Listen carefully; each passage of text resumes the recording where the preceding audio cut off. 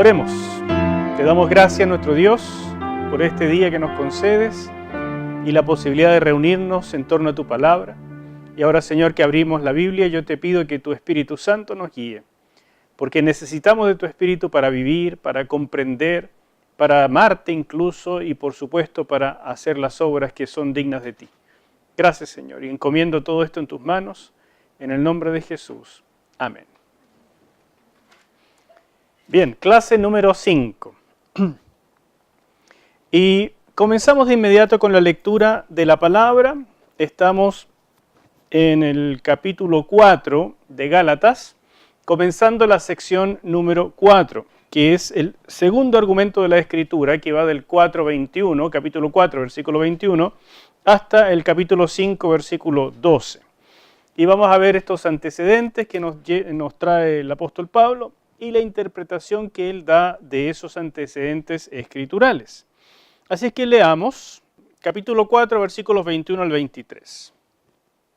Decidme, los que queréis estar bajo la ley, ¿no habéis oído la ley? Fíjense cómo ahora en este minuto se sitúa Pablo como un maestro de la ley. Recuerden que él fue alumno de Gamaliel. Él era alumno del sistema rabínico de interpretación de la Biblia, que usaba mucho el sistema alegórico que nos va a presentar a continuación. De manera que esto no era nuevo para él y comienza casi en una forma de ironía a decirle, ustedes que son tan campeoncitos y que quieren ponerse bajo la ley, no entienden nada de la ley. Y esto es lo que ahora quiero decirles. Porque está escrito que Abraham tuvo 2 hijos, uno de la esclava, el otro de la libre. Pero el de la esclava nació según la carne, más el de la libre según la promesa. Entonces, en esta primera sección, lo que Pablo trata de decirnos es que el gran patriarca Abraham, del cual se está hablando, porque es el tema de la circuncisión, ¿no es cierto? Abraham, el padre de la fe y también el padre de la nación de Israel, tuvo 2 hijos. ¿Cómo se llamó uno de ellos? Isaac e Ismael, ¿no es cierto? Isaac fue el segundo hijo e Ismael fue el primero. Ismael nació de la esclava e Isaac nació de Sara, o sea, según la promesa. ¿Qué fue necesario para que naciera Isaac? Fe, ¿no es cierto? Según la promesa. ¿Y qué hizo falta para que naciera Ismael? Carne nomás. Carne, en todo el sentido de la palabra. O sea, carnalidad basta con que sea falta de fe. No estoy hablando de lujuria, no estoy hablando... No sé si hubo algo de eso. No tengo idea. Pero Sara trató de completar la promesa por medio de un acto humano, o sea, falta de fe. Y lo que está diciendo entonces Pablo es que este joven, que fue el hijo de la esclava, ¿no es cierto?, es muy diferente a Isaac, que es el hijo de la promesa. Es una diferencia radical. Y esto, por supuesto, le va a dar el pie para una alegoría. ¿Por qué? Porque en primer lugar les enseña a los Gálatas, fíjense que yo les he estado explicando que ustedes son hijos de la promesa, porque ustedes han nacido por medio de la fe, no por herencia física, no por otra cosa humana, no por guardar la ley, no, ustedes han nacido por la promesa de la fe, ¿no es cierto? Ustedes entonces están por este lado. Pero fíjense que Abraham, el padre de la fe, cuán fácilmente puede pasar o pudo pasar de la fe a la carne, a la carnalidad. Entonces, Gálatas queridos, les dice Pablo, así es la vida espiritual. Somos de fe y debemos vivir en la fe, pero ojo que es muy fácil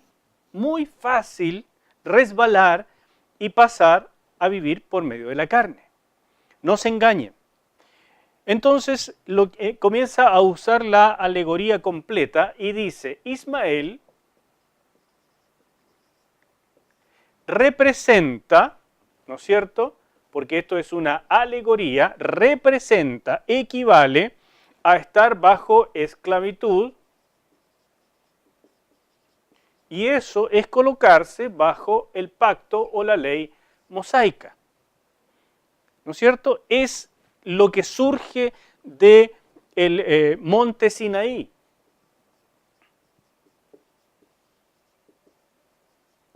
Donde se agregó al pacto abrahámico el pacto mosaico.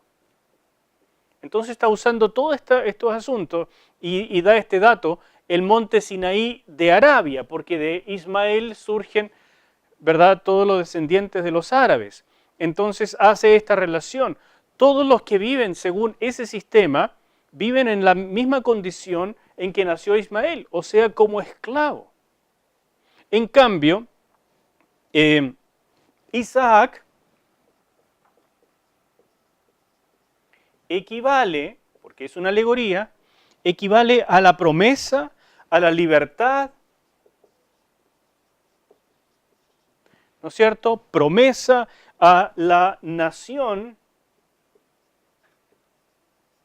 que surge de la promesa o según la fe.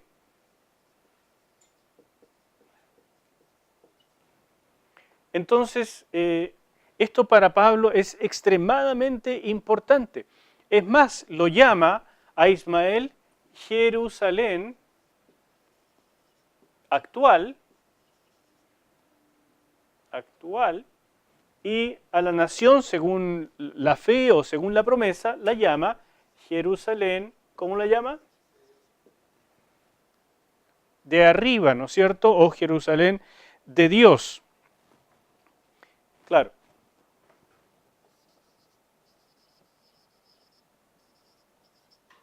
Entonces él hace este contraste que es muy importante, porque es una alegoría, por supuesto, pero que surge de Génesis, y Génesis está dentro del Pentateuco, o sea, de lo que los judíos consideraban la Torá.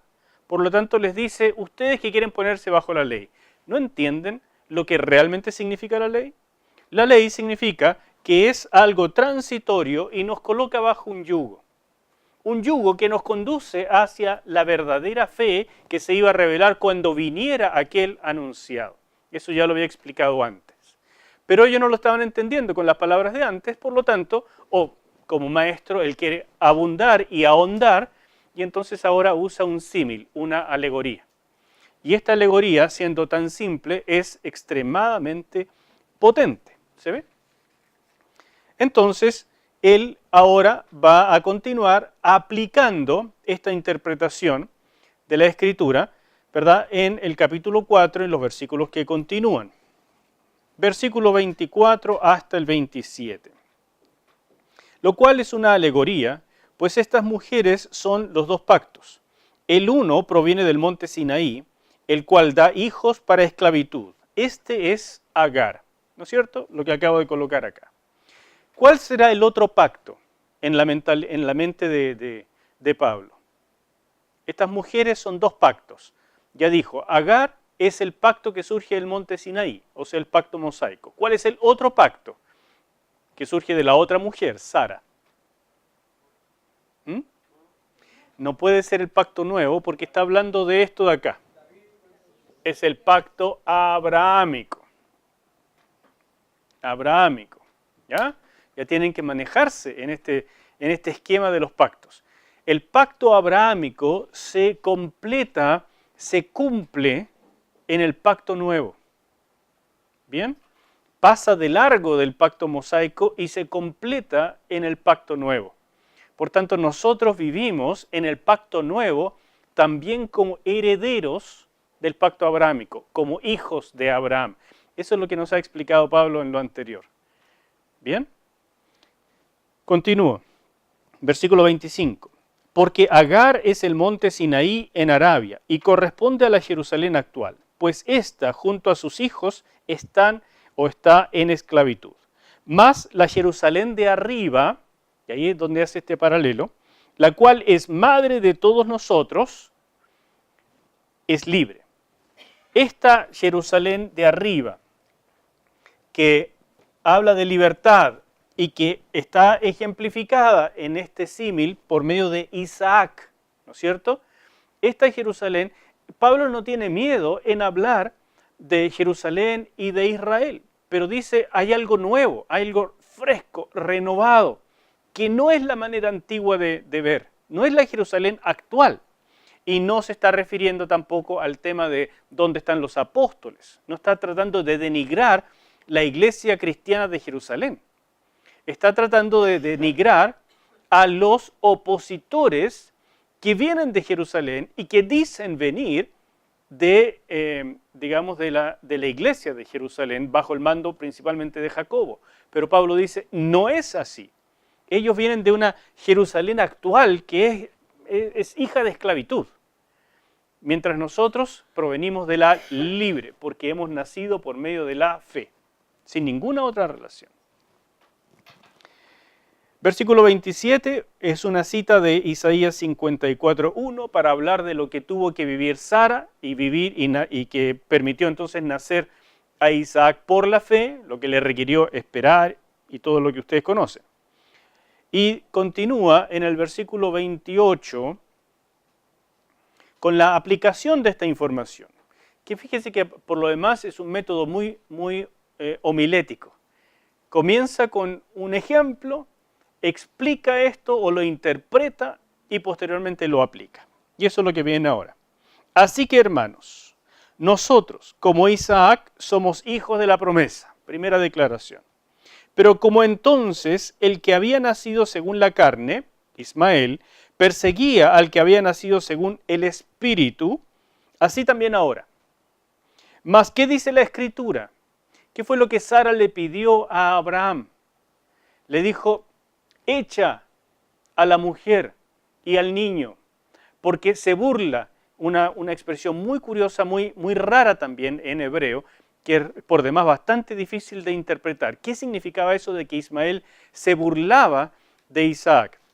¿Ya? Puede ser simplemente de lo que nosotros entendemos por burlarse, podía significar incluso golpearlo, o también denigrarlo en el sentido de que yo soy el mayor, y por lo tanto, definitivamente tú no vas a heredar antes que yo. Podría haber sido eso también. Entonces Sara le dijo, mira, finalmente nació Isaac, es el hijo de la promesa, es el hijo que Dios quería para nosotros, pero tenemos a Ismael, es un escollo en este minuto. Y a Abraham le pesó esto, evidentemente, porque este es el resultado de la carne. Entonces Ismael es un ser humano. Ismael es su hijo, no es algo desechable. Y él empieza a asumir las consecuencias de cuando uno actúa en la carne. Y finalmente Abraham echó a Agar y a su hijo Ismael, y Dios se encargó de ellos, porque Dios no trata a ningún ser humano como desechable, pero no iba a permitir ni Abraham ni Dios que la promesa que venía en esta línea continuara por otra, que no era la escogida. ¿Se fijan? Entonces, esto también es el pensamiento de Pablo que le dice a los judaizantes. Abraham tuvo varios descendientes, no solamente Isaac, pero Dios escoge una línea.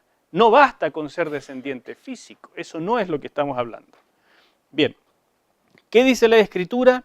Echa fuera a la esclava y a su hijo, porque no heredará el hijo de la esclava con el hijo de la libre. Lean entre líneas. ¿Qué está tratando de decirle Pablo a los Gálatas? Si lo correcto era echar en este minuto a Ismael, que es fruto de la carne, fruto de la esclavitud, ¿qué debían hacer los Gálatas con los judaizantes? Echarlos también. ¿Se fijan? Entonces esa es la manera en que está tratando de razonar Pablo. De manera, hermanos, que no somos hijos de la esclava, sino de la libre. Ahí está el argumento. Un ejemplo para tratar de dejar todavía más claro lo que ha hablado hasta ahora. Bien, continuamos un poco más. La aplicación del primer llamado, el peligro de capitular, capítulo 5, versículos 1 al 6. aquí comienza una sección un poco más difícil, pero muy, muy interesante. Fíjense lo que dice. Versículo 1. Estad, pues, firmes en la libertad con que Cristo nos hizo libres y no estéis otra vez sujetos al yugo de la esclavitud. ¿Cuál es la libertad con que Pablo ahora dice a los Gálatas nos hizo libres? ¿De qué los hizo libre Dios a los Gálatas, que no eran judíos? ¿Se acuerdan que él usó antes el argumento de los rudimentos del mundo? Que son básicamente las entidades espirituales ancestrales, o léase demonios, detrás de la adoración pagana.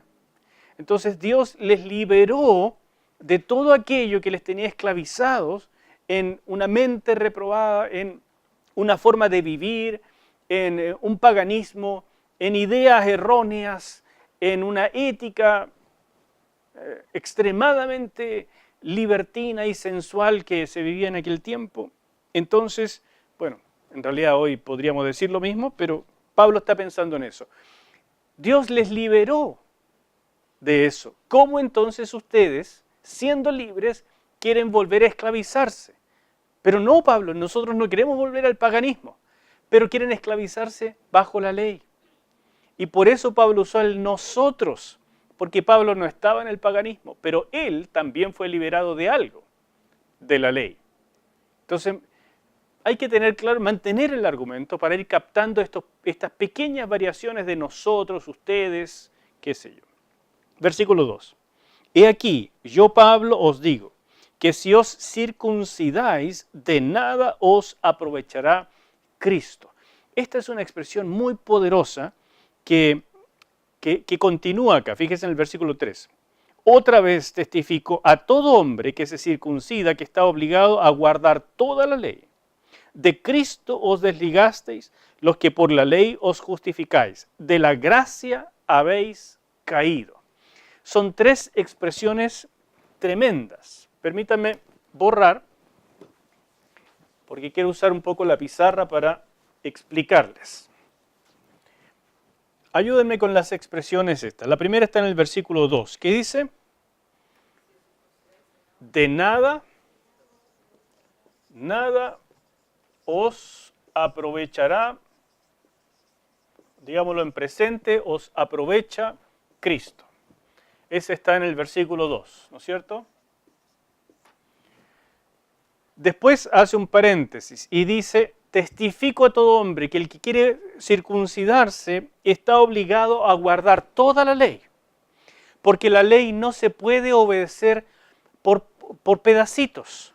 Ya lo expliqué antes, pero es muy importante mantenerlo en perspectiva. 613 mandamientos, toda la ley, ¿no es cierto? Si uno obedece toda la ley, entonces se hace acreedor de las bendiciones. Deuteronomio 27 hasta el 28, 29, por ahí. ¿Ya? Si uno desobedece aunque sea uno, se hace acreedor a las maldiciones. ¿Se fija? Entonces, el que quiere obedecer no puede agarrar la circuncisión y un par de cosas más, porque si deja fuera a otros, entonces queda bajo la maldición de la ley. Pero Cristo nos redimió de la maldición, hecho por nosotros maldición. ¿Para qué? Para que entonces no estemos sujetos a eso, sino a un nuevo sistema que va a llamar la ley de Cristo. ¿Me explico? Bueno, ese es el paréntesis que recuerda lo de antes. Pero después usa otras dos expresiones sumamente fuertes. En el versículo 4, ¿qué dice? Os desligasteis de Cristo. Y la última, de la gracia habéis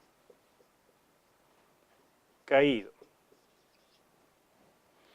Tres expresiones extremadamente fuerte, es lo más fuerte que ha dicho hasta ahora en el libro, ¿no es cierto?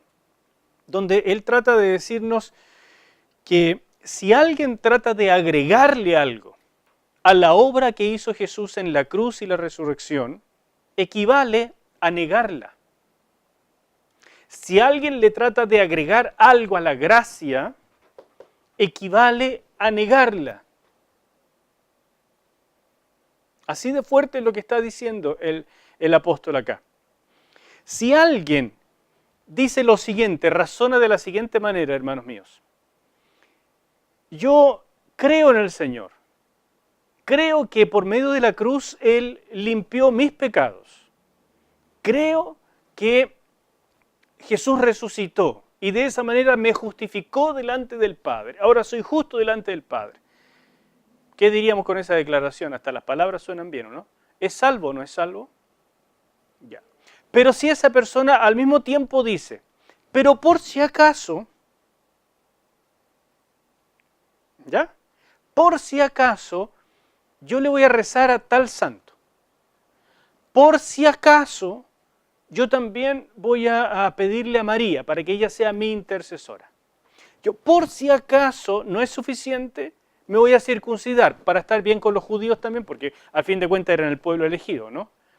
Por si acaso estuviéramos equivocados, yo voy a guardar el sábado también, ¿verdad? Porque a lo mejor le pusieron mucho color los cristianos y con el día domingo. Entonces, ya, el sábado también. Por si acaso le agrego algo extra. Ese pensamiento, hermanos míos, de por si acaso, significa, desde la perspectiva del apóstol Pablo, y que es el verdadero cristianismo, que su fe inicial no estaba absolutamente completa en Cristo. No estaba colocada por completo en Cristo Jesús. No tenía seguridad, porque la fe es certeza. Entonces, para Pablo, si uno intenta agregarle algo, cualquier por si acaso, a lo que Jesucristo hizo, descendiendo de lo alto, tomando forma de siervo, hecho semejante a nosotros y obediente hasta la muerte de cruz, y después de mostrar que todo lo que hizo y dijo era de Dios por la resurrección de entre los muertos y la ascensión para estar sentado a la diestra de Dios, si alguien osa agregarle cualquier cosa a eso, Pablo dice, cayó de la gracia. De Cristo os desligasteis, de nada os aprovechará Cristo. ¿Se entiende? Por eso son expresiones tremendas, son poderosísimas.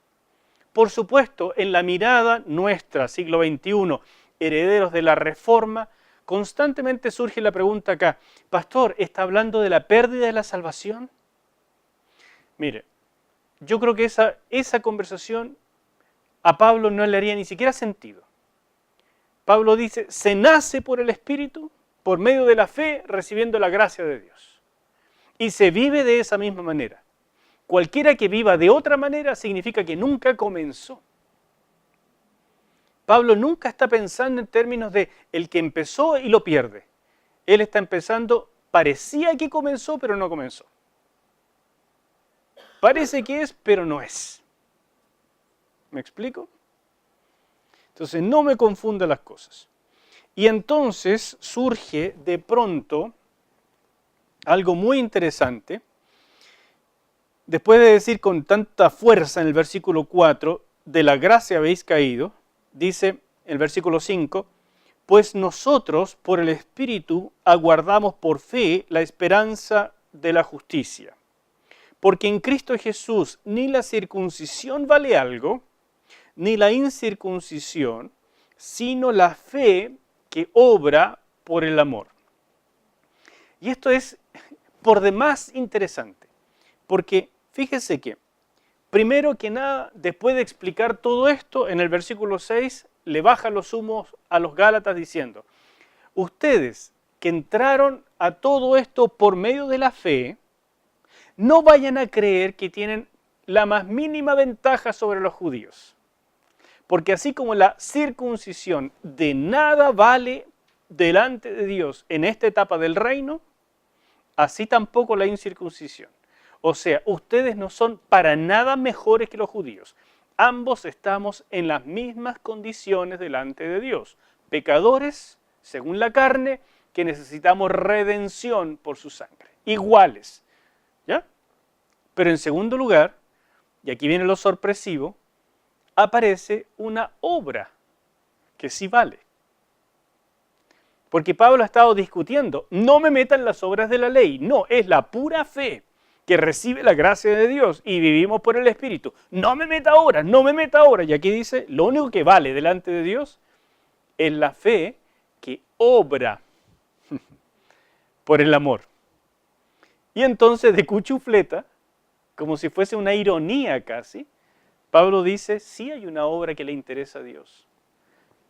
La obra que produce el Espíritu Santo por medio de nuestra fe y que se manifiesta en amor.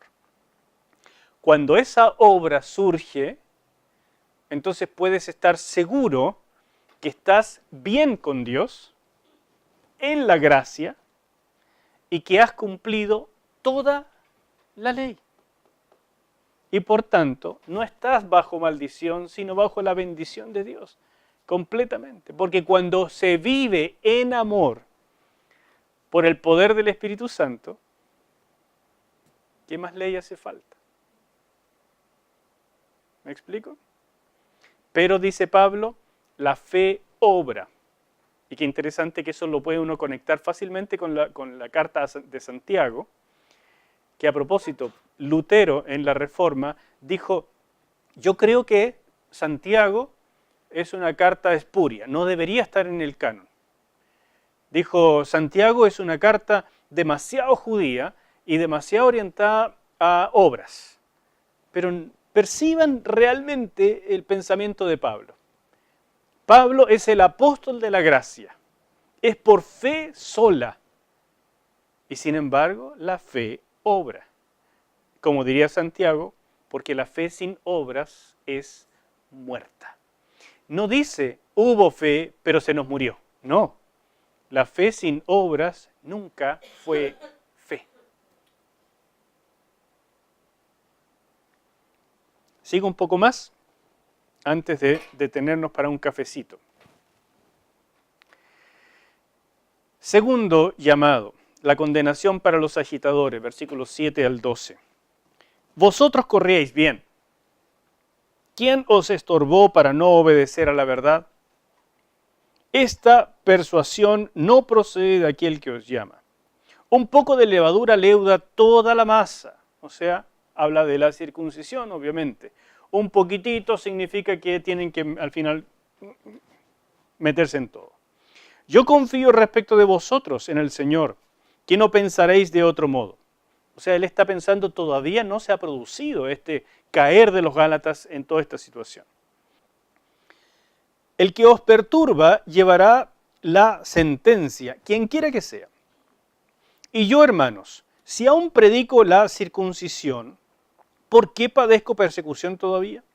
En tal caso se ha quitado el tropiezo de la cruz. Ojalá se mutilasen los que os perturban. Qué fuerte esto, ¿no es cierto? Al final está realmente indignado Pablo. Pero lo que me interesa decir antes de parar un rato es que de pronto descubrimos, sin querer, que una de las tácticas de los opositores era decir que Pablo sí circuncidaba a la gente. Y que eso es notable, porque al principio de la epístola, Pablo nos dijo, defendiéndose, que él definitivamente no trataba de agradar a los hombres. Y uno entonces intuye que los opositores decían, Pablo predica para agradar a los hombres, predica un evangelio liviano, porque ser una persona que obedece la ley es mucho más aguerrido. Entonces él está haciendo una cosa suavezona para no molestar a nadie. Pero uno no tenía muy claro qué es lo que decían en realidad los opositores, eran suposiciones. Pero cuando llegamos acá, nos damos cuenta de algo notable.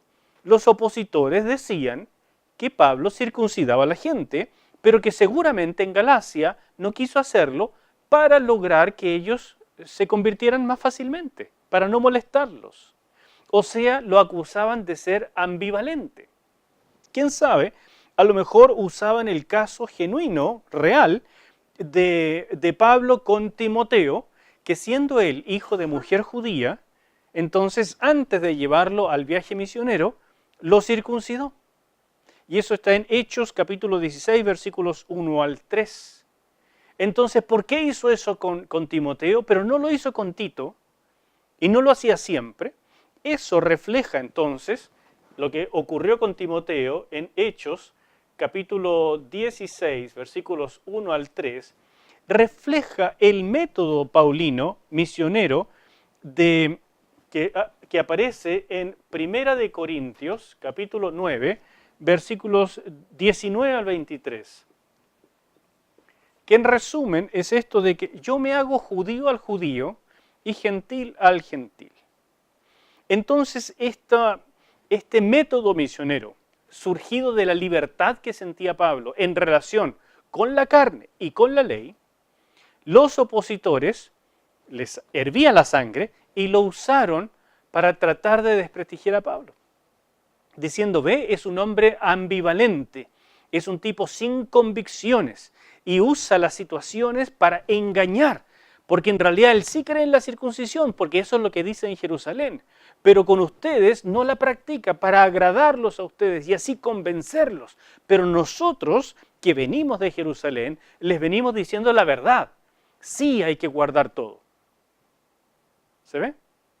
Entonces Pablo les está diciendo, si yo realmente circuncidara, ¿por qué entonces estoy sufriendo problemas? Y eso, permítame conectarlo con el capítulo 6, versículo 12. Fíjese lo que dice.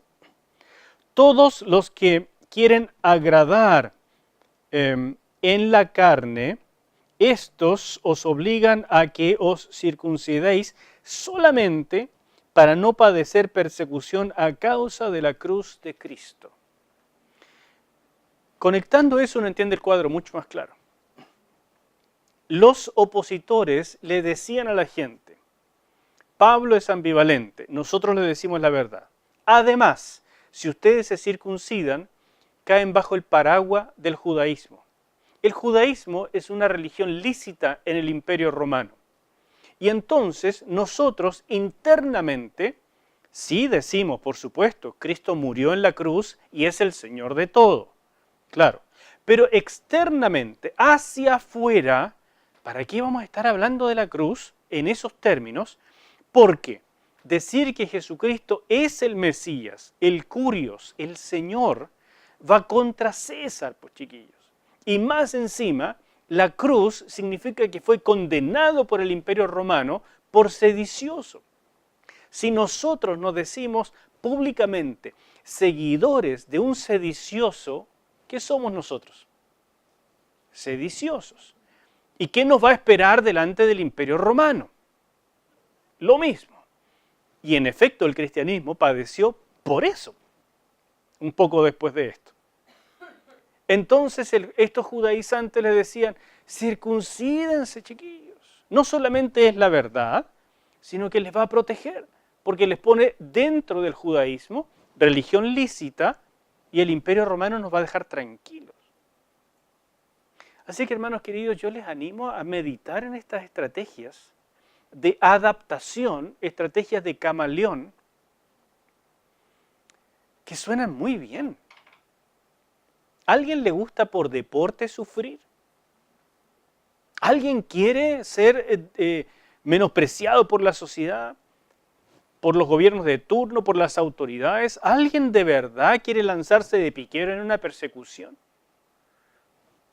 Si tenemos una puerta de salida, la podemos usar. Pablo entonces dice, hay límites. Si yo predicara de esta manera, como me están acusando, ¿por qué padezco persecución? En primer lugar, de los míos, de los judíos, y en segundo lugar, ¿por qué se escandalizan cuando yo de verdad predico el Evangelio? Que es Jesucristo, el Señor de todos, crucificado. Yo predico la locura de la cruz. Ellos tratan de salvarse de eso medio jabonado. ¿Se entiende? Así es que esta situación es bien compleja y uno tiene que preguntarse, para finalizar, ¿qué es en realidad lo que Pablo creía en relación con este método misionero? Pablo sí creía estar bajo la ley, ¿no es cierto? Vamos a hablar de Pablo, el cristianismo libre, y que él consideraba que eso es estar bajo la ley de Cristo. Esto es Pablo. ¿Qué de eso tiene en común con la ley mosaica?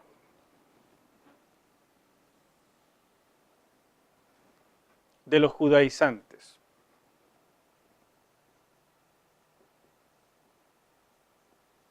Que también se decían cristianos. Es lo que nos llama la atención y que tenemos que entender. Porque para Pablo, estar libre de estos principios, de este guardar la ley como forma de vida, para estar delante de Dios bien, dice no, por ningún motivo. Pero aquí, en lo que Pablo consideraba como correcto, él sí observaba algunas cosas. Vemos, por ejemplo, en el libro de los Hechos, que él quiere llegar a Jerusalén en cierta época para observar una fiesta. Vemos que él sí observaba ayunos y purificaciones de la ley mosaica. Vemos que él aceptó de buena gana cuando Jacobo le dijo que él pagara los gastos de unos jóvenes que estaban cumpliendo un voto y que se iban a, ¿no es cierto?, a purificar y entonces entrar al templo a entregar su voto, muy probablemente un voto de nazareato. Entonces vemos que Pablo realmente vivía como judío, adoptando los principios de la ley mosaica, que son buenos y que son eternos y que Pablo los usaba libremente en sus cartas. Cuando Pablo en sus cartas usa la ley mosaica para apoyar sus argumentos, uno dice, bueno, ¿en qué quedamos, Pablo? ¿Vale o no vale? Porque él considera que aquí hay principios eternos que son perfectamente válidos y están dentro de lo que él conoce como la ley de Cristo. Vamos a trabajar un poquito más la ley de Cristo más adelante, pero él dice, esto nunca ha estado mal, pues si es la voluntad de Dios. Los principios son eternos. Lo que está totalmente equivocado es vivir por ellos. Como si a través de ellos puedo tener una relación con Dios. Eso está mal, porque en esta parte del reino se vive por el Espíritu Santo, el cual se recibe por la fe, y esto ha sido siempre por la gracia de Dios. Y no hay otra cosa. Entonces es el Espíritu Santo el que va a dar fruto sobrenatural, cumpliendo todos los principios de la ley mosaica y mucho más allá. Pero en este conjunto, Pablo no agregaría absolutamente nada del mundo pagano.